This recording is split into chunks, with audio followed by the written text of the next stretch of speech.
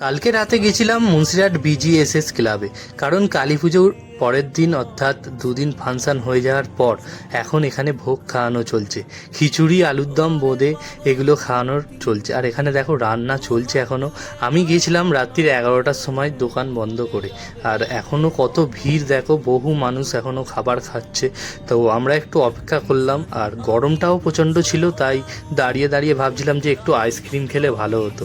তাই চলে গেলাম পাশে মুদিখানার দোকানে, আর সেখান থেকে কিনে নিলাম আইসক্রিম।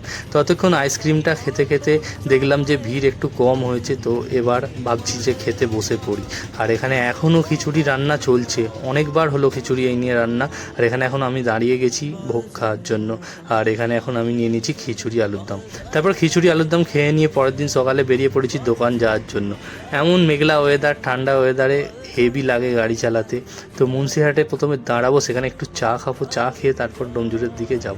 আর তোমরা কারা কারা এই জায়গাটাকে চেনো অবশ্যই কমেন্ট করে জানিও। এটা শিবানন্দ বাটি, আর এখন এসে গেছি যোধপুরে। আর যোধপুরের এই টার্নিং মোড়ে এই দোকানটা হয়তো অনেকেই দেখেছো। তো ভিডিওটা ভালো লাগলে অবশ্যই লাইক করে একটা ফলো করে দাও।